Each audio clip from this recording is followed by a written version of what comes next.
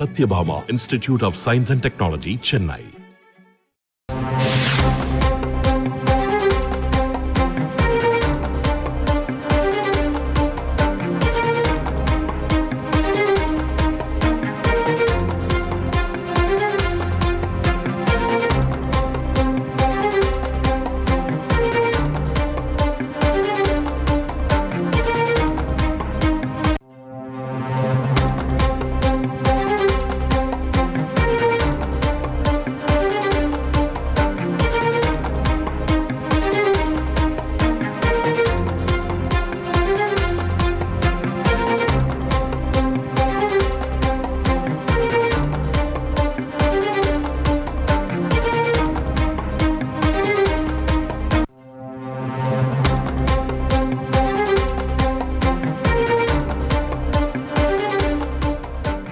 அண்மை செய்தி. அமலாக்கத்துறை வழக்கில் இருந்து விடுவிக்க கோரி முன்னாள் அமைச்சர் செந்தில் பாலாஜி தாக்கல் செய்த மனு மீதான உத்தரவு ஏப்ரல் 30ஆம் தேதி வழங்கப்படும் என சென்னை முதன்மை அமர்வு நீதிமன்றம் அறிவிப்பு ஒன்றை வெளியிட்டிருக்கிறது. பற்றிய மேலும் விவரங்களை செய்தியாளர் சுரேஷ் விவரிக்க கேட்கலாம். வணக்கம் சுரேஷ், கூடுதல் விவரம்.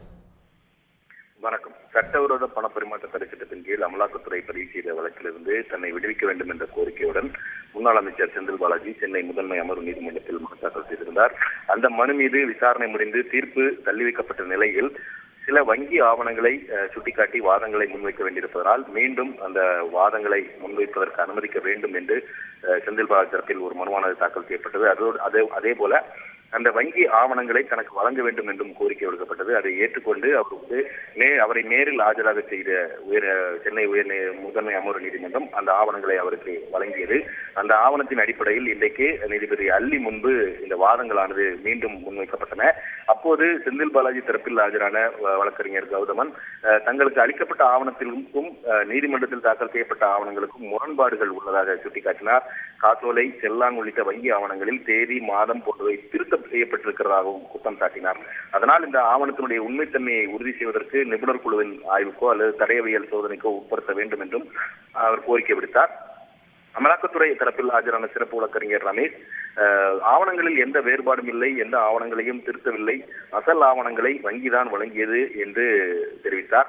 மேலும் ஆவணங்கள் பொறுத்த வரைக்கும் அசல் ஆவணங்கள் மஞ்சள் நிறத்திலும் நகல் எடுக்கப்பட்ட ஆவணங்கள் கருப்பு வெள்ளை நிறத்திலும் உள்ளதை தவிர வேற எந்த ஒரு திருத்தமும் அதில் இல்லை என்று செந்தில் பாலாஜி தரப்பில் தெரிவித்தார்கள். இதையடுத்து இந்த மனு மீதான அனைத்து வாதங்களும் நிறைவேறியதை அடுத்து அதன் மீதான உத்தரவை நீதிபதி ஏப்ரல் 30ஆம் தேதிக்கு தள்ளி வைத்திருக்கிறார். விரிவான விவரங்களுக்கு நன்றி Suresh. Satyabhama Institute of Science and Technology, Chennai.